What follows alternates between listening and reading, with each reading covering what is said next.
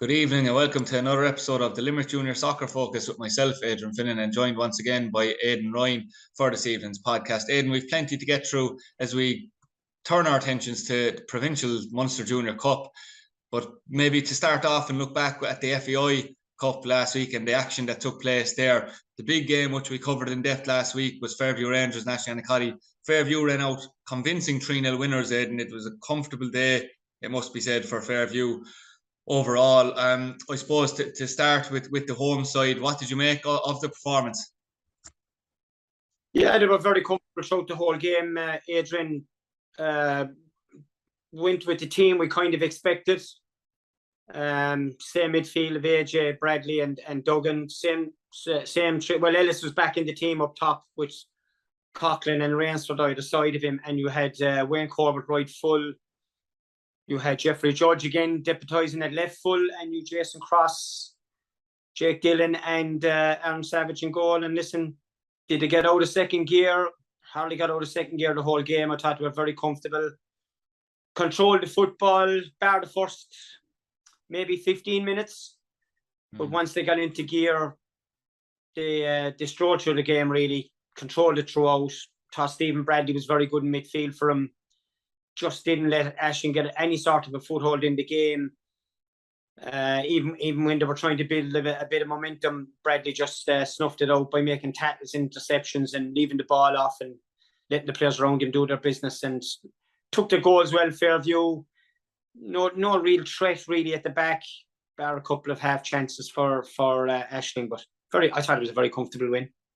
Yeah, absolutely. And I suppose, Aidan, like we've covered most teams in depth, but Nationanicotty being one, because, for the last 2-3 years, everyone has discussed Ashling as a coming force in the league. There is a top four there, but, given the stature of some of the players in the Ashling squad, your Chris Smiths, your Tony Whiteheads, obviously Shane Clark played the first half, didn't play the second half, but given maybe the quality in general in the Ashling squad, were you disappointed overall with what they brought to the game? Yeah, very disappointed.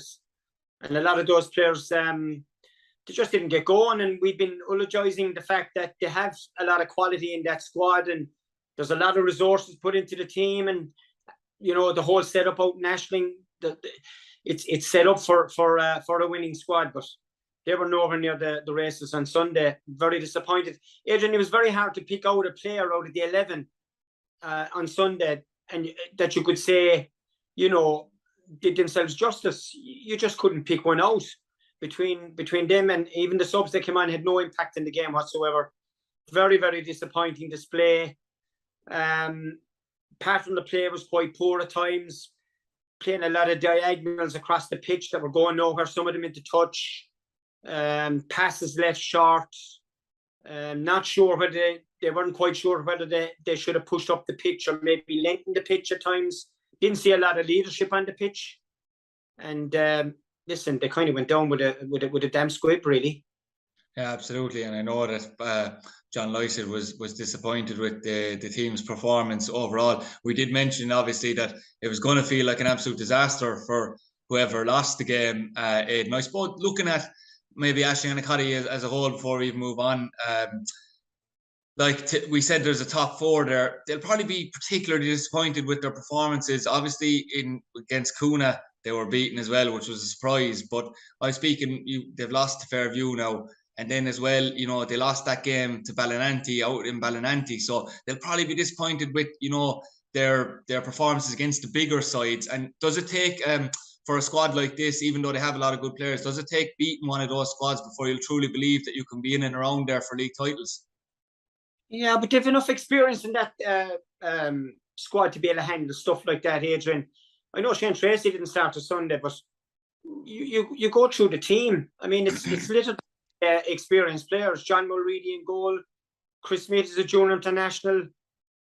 By his standards, a really poor game Sunday. Alan Murphy on the left. Shane Clark up top. Tony Whitehead in the middle. Shane Stack has been around a while, has won league medals. So it's not a question of experience within the squad. Maybe the belief thing that has to start with management as well. They have to make the players believe they can go and win these games and they can get a run in the league. And listen, they're under pressure now, Adrian. I mean, they have a huge game Sunday. They're out of they're out of the FAI. Lost a couple of games in the league. So there's a bit of pressure on now. So it'll certainly test the character of the players in the coming weeks as to where they're going and what direction the team is actually taking.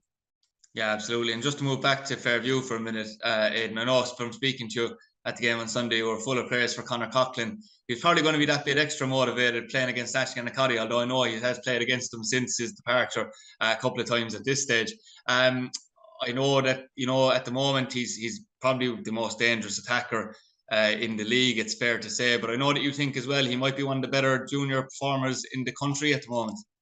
Yeah, I think he's the best player in the city, certainly at the moment. I've seen Fairview 2 or 3 times this season now, and he's been their best player every single game. As I said to you before, he has fantastic balance. He's 2-footed. He's working hard off the ball, which I've said before that I didn't particularly was doing that well last year, but this season seems to be really working hard for the team. He took a goal on Sunday, Adrian. It was a very hard skill. Ball came across the box in those conditions. Ball came across the box, hit the first time across John Moridi, who's no slouch, as we all know, and is 6'1", 6'2", and he buried it into the corner. Superb technique. I thought he was excellent again Sunday. He's been performing very consistent, and he looks super fit and physically as well. He's a low centre of gravity now. He's a small player, but he looks physically very strong. He's able to hold off players. Sees the whole picture. Can score goals, can assist with goals, and his general work rate for the team. So, yeah, very impressed with him at the moment, and in my opinion, certainly the best player in town at the moment. I was speaking to Shane Duggan after the game, Aidan, and obviously he was delighted with the manner of the victory. But he did, I suppose, reserve praise for the defence, which I did put to him was somewhere where we had reservations about at the start of the season, considering how good they are in midfield, up front and in goals. That was the only question mark. Also, on top of that, Aidan, he did say that he feels like the squad is very strong now. Like, that was another part. I know that Jack Ara now is a perfect foil effectively for Conor Ellis at the moment, even though I know he'll be trying to break into the team. He won't want to be seen as a sub all year. Paddy Walsh was one that's come under the radar, Aidan, as well, a player who's maybe hasn't played for two years-ish in the Limerick District League anyway after leaving Ashganacoddy. He started really well with the B team, came on late the other day. I mean, are you in agreement with Shane Duggan that they do have the squad to challenge on multiple fronts? Well, certainly the form they're in at the moment, he's probably right. The back four didn't and the goalkeeper didn't put a foot wrong really on Sunday, although Aaron Savage came for a couple of balls and maybe came to the edge of his box a couple of times and was a bit dodgy on a couple of high balls, Adrian. But Adrian, the other side of the coin is that back four weren't tested on Sunday. Didn't see too many one-on-ones on the full-backs. Didn't see many third-man runs beyond their 2 centre-halves. Now, a lot of the time they didn't have the ball to do it, but didn't see any threat in them. So I'm still reserving that little doubt I have in the mind about the back four. I don't think they've been tested yet. They'll certainly get maybe a test on Sunday in the game against Pike in the Cup. As regards to strength of the squad, I think they're still short a couple of players. I think the Jack Ara signing, listen, it could be a masterstroke. I mean, the pressure he's going to put on that front three is going to be huge, and you need that all over the pitch, which is why I even suggested last week that they need to solve the left full problem, because I think Jeffrey Judge is a candidate for midfield, and to put pressure on that midfield and keep them on their toes, and you need that all over the pitch. The thing I would say to you as well, in fairness to the 11 that are there, or maybe 10 or 11 that are there, is that they've been consistent all season. He has played the same 11 practically since the start of the season. I think that has been a very good move. They're very familiar with each other, know each other's games upside down now.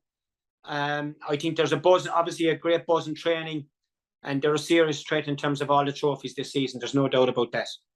Yeah, absolutely. And outside of that, there wasn't any real surprise.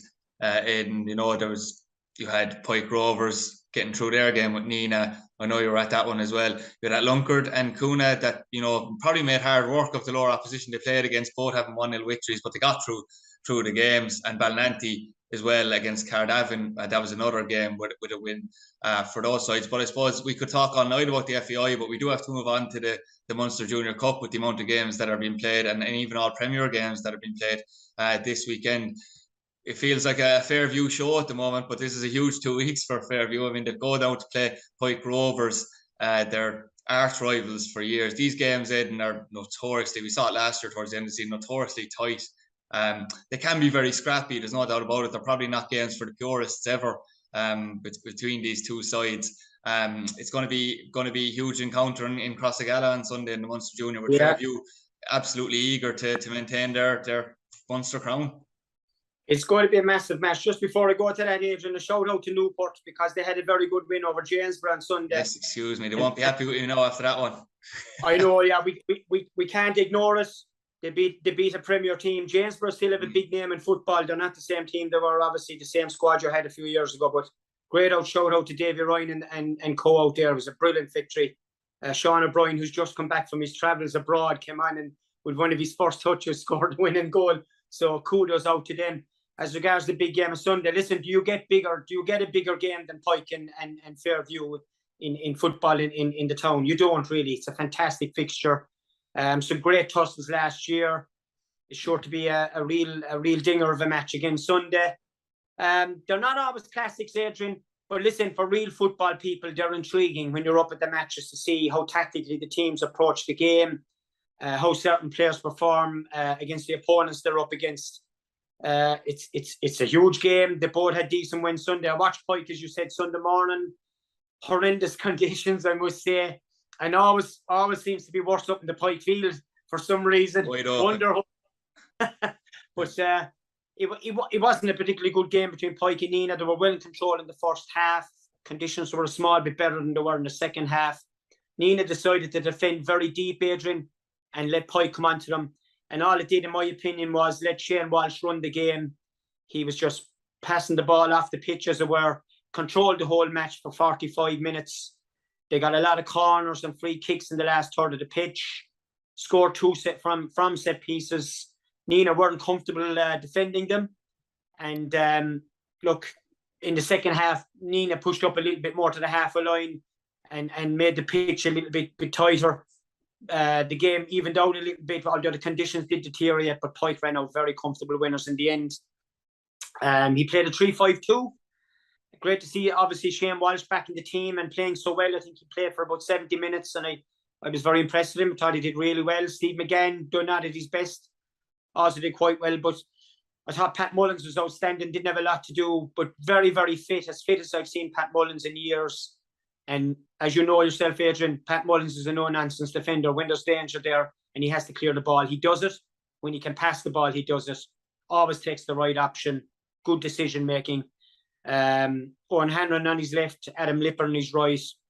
Very, very comfortable throughout the whole game. The big thing, obviously, for me is where are Pike going to find the goal from play? Because on Sunday, they weren't that convincing in terms of scoring from play, but a huge threat from set pieces.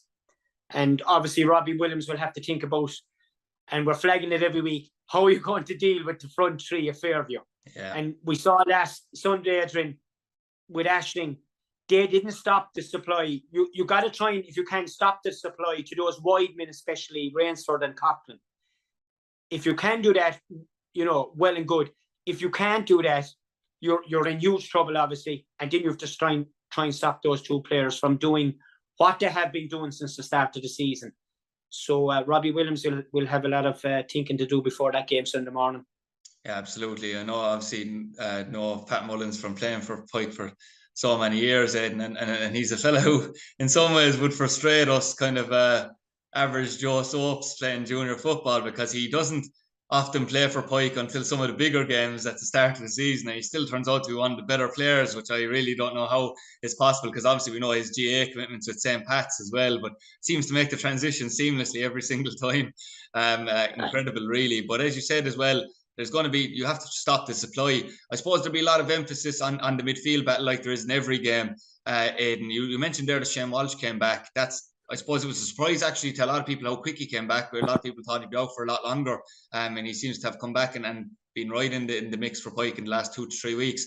You've Paddy Murphy, who seems to be one that Robbie Williams has favoured, although he could easily don the boots himself for a game like this. He has been known to, Aidan, as well. And then, as you said, Steve McGann involved there. I mean, it's going to be a huge task for them, like we say every week, because you've got AJ O'Connor, Shane Duggan, and Stephen Bradley on the other side. Like, that is going to be a huge task, and they're normally the ones that do supply the ball to the wide men for Fairview. Yeah, it's intriguing, really, what he'll do. We kind of know what Fairview are going to do, Adrian. I mean, Paul Danaher has no reason to change what he has been doing, because bar the Ballinanty game in the league, when they were quite fortunate really to get over the 4-1 defeat that night. It's been perfect. They've been playing quite well. They've been scoring goals. They've been lively. They've been organised. They seem to have a decent system. And what has pleased me about Fairview actually was something I flagged about getting full backs forward. They have been getting full backs forward. Jeffrey Judge has been getting forward. Wayne Corbett was getting forward on Sunday wide right. So they have been prepared to come up and help their wide men and overlap. The big question maybe Sunday is how Robbie Williams is going to set out his stall, whether he'll stick with 3-5-2 or whether he might revert to a 4, maybe a 4-2-3-1, and quite possibly bring himself back into the team. And looking at the way Pikes are set up, certainly at the start of the match, I'd be more inclined to bring him back into the team myself. I think he's a very good footballer myself, and I think he'll be needed on the pitch. He mightn't do that, but that's my own opinion on it. Young Paddy Murphy looks a really good player, Adrian, for his age. My first time seeing him on Sunday. Very, very mature for his age. 2 very good feet as well. Very disciplined, contributed to the team up and down the pitch. And good, really good and creative and finding pockets of space to help link the play. Whether he'll put him in for this big game of this magnitude, we'll have to wait and see. Absolutely. And you mentioned as well, Aidan, that the Fairview defence wasn't tested the way you may have thought. We all may have thought it might have been tested last weekend. You'd imagine in Crossagala, and especially if it's bad weather conditions, I'd imagine they certainly would be tested. But you know what players, like if your Aaron Murphy's, Mikey Condon started last week for them. One player who that's in the ammunition for Pike Rovers is Kevin Barry. Do you think that a game like this will be one for Kevin Barry to play against Jake Dillon and Jason Cross, who, I suppose, by admission of many, struggled with a kind of a physical player in Haberdine Gabido out in Ballinanty Rovers? Yeah, listen, Kevin's a handful. A big man, has actually quite good control. I think he's underrated a little bit in terms of his control. He came on as a sub on Sunday. It was a halftime, just after halftime. And even though conditions deteriorated badly, Adrian, and the game deteriorated as well, I thought Kevin's input into the game was quite good. I thought he held the ball up, recycled it, made a couple of channel runs, and while the centre halves were able to stay with him in that Kevin isn't obviously, because of his size, isn't the quickest player on earth, he was still able to keep the ball close to him and recycle it back. It's a game that could suit him. He's the type of player that could upset those Fairview centre halves. The two lads that started for Pike Sunday, they did okay, but didn't create enough for me. Didn't see enough close control, didn't see enough channel runs, and didn't threaten the Nina goal really during the first 45 minutes. The threat mainly came from set pieces. So I thought there was a lack of creativity at times, bar maybe what Steve McGann was doing.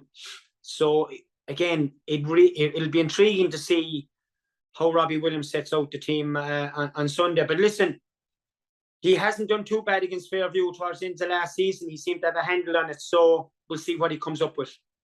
Yeah, absolutely. It will be an intriguing battle. I know that Andrew Keogh is the man in the middle, and I suppose you won't find anyone with as much experience and someone who won't take any nonsense on Sundays as Andrew Keogh to be the man in the middle for a game where, tensions will be high on both sidelines, never mind the players.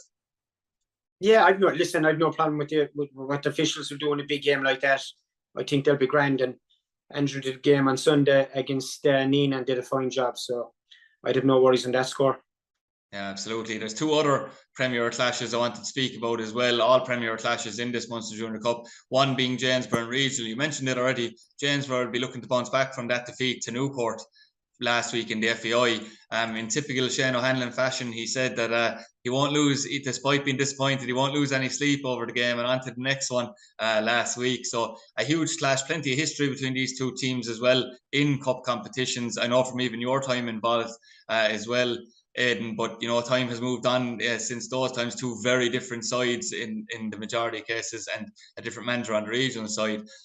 Regional got through their tie with Corby last week.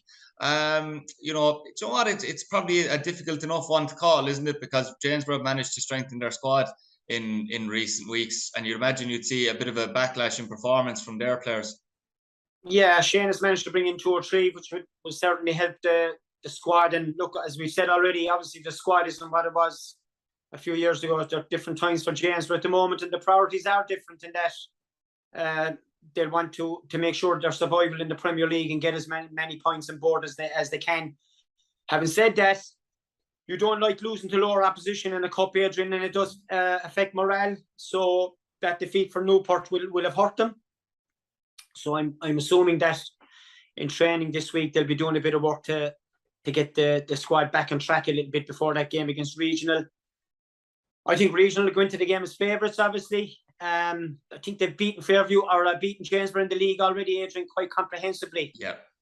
4-5-1, wasn't it? So, they have a march over them there already, and they have a lot of experience compared to this Janesborough team. That regional team have a lot of experience, and they have match winners. And as I said, Owen Duff, Pat McDonough, Kieran O'Connell. These guys are match winners, and guys that can score and create goals. And I think it's going to be a difficult afternoon for Janesborough. I've no doubt they'll put up a decent effort, but I think Regional will come through the game. I do think that Regional will come through the game as well. It'll be interesting to see. Aisling and Nina as well. I do know that Aisling and Coddy are seeing this now as a chance to resurrect their season in some ways, because obviously you're out of the FAI now. You always know the important games, Aidan, by the fact that there's 3 officials there as well. There's also 3 officials there for this game, which I suppose in some ways I didn't expect to see, because it's normally maybe when the games between the top 4 only you normally see the 3 officials. But it probably shows you the importance to both clubs, really, because Nina last week losing to Pike, they'll see the Munster Junior as an opportunity to go far. And maybe we'll be looking at Anacotty saying they're licking their wounds. Maybe we can pounce on a weakness here. They have a chance. There's no doubt about it. They have a chance to sign Nina on Sunday. Again, just didn't create a whole lot for me on the pitch. They, as I said, defended very deep in the first half, which I thought was a mistake. But they obviously went out with that. I thought they drew Pike onto them and paid for it in the first half because they were 2-0 down. Second half pushed higher up the pitch. I thought it gave Alan Sheehan a better chance of influence in the game, and he played some decent football in midfield, but still didn't create an awful lot. Adrian, now admittedly, you're up against 3 players at the back for Pike that are hard to break down in Owen Hanrahan, Pat Mullins, and Adam Lipper, who were quite solid and didn't give away much. But they will have a chance on Sunday. And remember, Aisling are coming off the back of 2 bad morale defeats against Coona in the league, which they would have been expected to win. And obviously the Fairview game, where they just didn't perform and didn't look like they were even going to score and didn't have a good pattern of play. At times real character this weekend. Well, they'll have to, won't they? They'll have to bounce back. And another maybe downer for him, will Shane Clark be available? Because he came off at half-time with what looked like an ankle injury, I'd say. It's actually a shoulder problem, I think, Aidan. The shoulder problem. Yeah. He was suffering with an ankle as well there a few weeks ago. So Shane has suffered a few injuries this season, so he might be available, and he'd be a loss to them, because no matter how poor the supply is, Shane Clark only often needs one chance. That's all he needs to score a goal. So it'll be interesting to see whether he will be available or not. But there's no doubt that if Nina can keep their goal intact for long periods in this match, they do stand a chance of. Is it maybe a shock? We'll have to wait and see. Yeah, certainly, and I suppose, just to speak about the quality of the Munster Junior Cup overall, Aidan, I know in the past few weeks we went over in depth of maybe has the standard declined in junior soccer and the likes.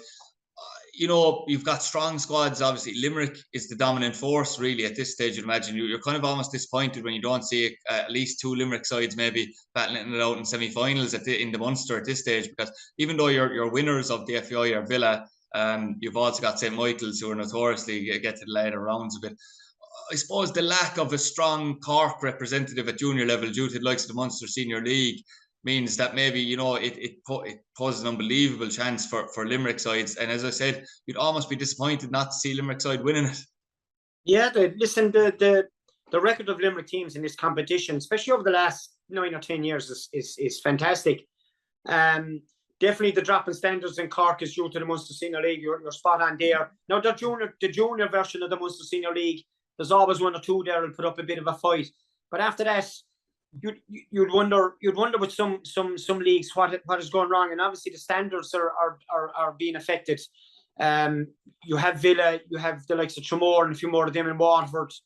You have Newmarket and Avenue and Clare, Killarney Celtic, obviously St. Michael's, Clonmel Town, Peak Villa. I suppose the problem with some of these leagues, Adrian, is that you have these big ties as well in them, and they're knocking each other out. Yeah, and the teams aren't getting out of the area. I know in South Tip, for instance, it looks like maybe one or two of the top 3 or 4 are only going to get out, between Peak Villa, Clonmel Celtic, Clonmel Town and St. Michael's. You know, maybe one of them only getting out of it. So this is a problem with these draws, but it's cup football, and that's how it is, and that's the joy of cup football.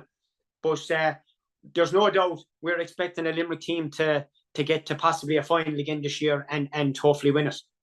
Yeah, absolutely. And we have a busy weekend ahead of us of action, Aidan. And to finish on a national discussion, I suppose, and one of great importance, was the Ireland senior women's side reaching the World Cup for the first ever time last night. Amber Barrett's goal in the 72nd minute with the win over Scotland, and with other results going their way, they get to the World Cup. It was joyous scenes and another historic night for Irish football in a very positive way. Yeah, they've come a long way now in a couple of years, Adrian. Vera Pauw's done a tremendous job with that squad. And the thing is, they did that match last night with a number of injuries as well, which is a credit to them. Absolutely fantastic counter-attacking goal. I thought actually the key to it, I'm surprised more people haven't picked up on it, was Niamh Fahy's header. The way she cushioned her header down to Denise O'Sullivan, who then played a fantastic ball into Amber Barrett. And obviously her first and second touches were quite good and took her away from the defenders, and she was able to finish it. I thought after the goal, actually, Adrian, they were giving us all palpitations, because they seemed to lose their way after they scored the goal, because they seemed to be just hoofing the ball anywhere. It was so close, obviously, with 15 minutes left to the final whistle. I thought they were leaving themselves in for trouble. But look, they got out of it. They've got there. It's great for the country. There's a huge rise in the standards of ladies football in this country. And as you know, I watch a lot of ladies football on the LOI TV with the National League, and the standard is incredibly high, especially in the last 12 to 18 months. I think it's really grown. And you see a lot of these girls now, Adrian, are going to England to forge fully professional careers in England. They've been picked up here because of the performances they put in. So listen, it's great, and we're all looking forward to it next summer. Absolutely, and I know that it's called Limerick Junior Soccer Focus, but I couldn't go without mentioning it either, and a goodwill story for everyone as well. So obviously, my thanks to Aidan once again on what has been a busy week dissecting and previewing this weekend's action. We hope to do the same next weekend, and I'm sure there'll be plenty of talking points, so we hope you can join us then.